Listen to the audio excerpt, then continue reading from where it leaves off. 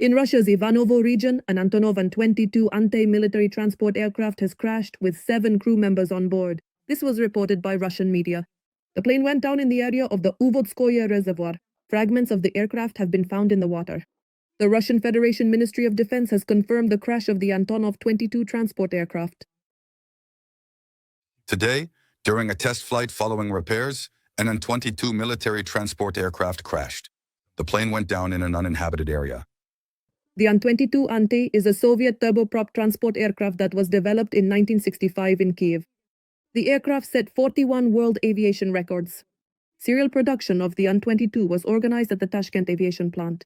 The first anti-aircraft began entering service with the Soviet Air Force in January 1969.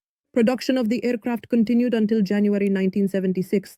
The aircraft is capable of transporting 29 people accompanying the cargo, or 290 soldiers, or 206 wounded. The payload capacity of the An-22 is 60 tons. In the summer of 2024, the command of the Russian Aerospace Forces announced that the remaining An-22 aircraft would be retired from service. In July 2025, a passenger An-24 aircraft crashed in the Amur region of the Russian Federation with 49 people on board. None of the passengers or crew members on board the aircraft survived. It was also reported that in October of this year, an Antonov 2 aircraft crashed in the Krasnodar region of the Russian Federation. In November of this year, the Ministry of Defense of the Russian Federation reported the crash of a Su-30 fighter jet. The crew of the aircraft died. It burned for 3 days. The Security Service of Ukraine has revealed details about the strike on the liquefied gas terminal in a Russian port. Drones also hit railway tank cars, an intermediate refueling tank, and a loading and unloading rack. And for more details, check out our report. You're watching the Glavred channel. I'm your host, Yevgeny Serov. Like and subscribe to the channel.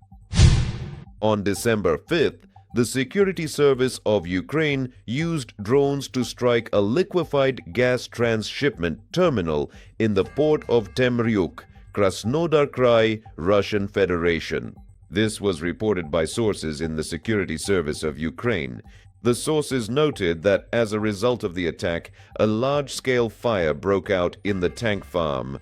For 3 days, more than 20 tanks with a capacity of up to 200 cubic meters each out of the 30 available burned. In addition, the drones destroyed railway tank cars, an intermediate refueling tank, and a loading and unloading rack. The total area of the fire was about 3,000 square meters. Topmag-Trenafta, the facilities that were hit, handles the transshipment of liquefied gas from rail cars and tank containers onto specialized gas carrier ships. The terminal was built back in 2008 and is designed for the transshipment of 400,000 tons of liquefied gas per year. The Security Service of Ukraine, SBU, will continue to systematically work on cutting off revenues from the oil and gas sector to the Russian economy. It is precisely this money that finances the war against Ukraine. Explosions in the Russian rear at facilities supporting the war effort will continue to burn, noted a well-informed source in the Security Service of Ukraine. Earlier, the General Staff also reported successful attacks by defense forces on temporarily occupied territories of Ukraine. In particular, in the Donetsk region, a mobile fire group of the Izhar GK Pantsir S-1 was hit. Also in the Donetsk region, a warehouse of drones belonging to the Russian occupiers was successfully blown up. At the same time, earlier the head of the main intelligence directorate, Kirilo Budanov, stated that the losses suffered by the Russian occupiers from Ukrainian precision strikes are significantly greater than those caused by Western sanctions.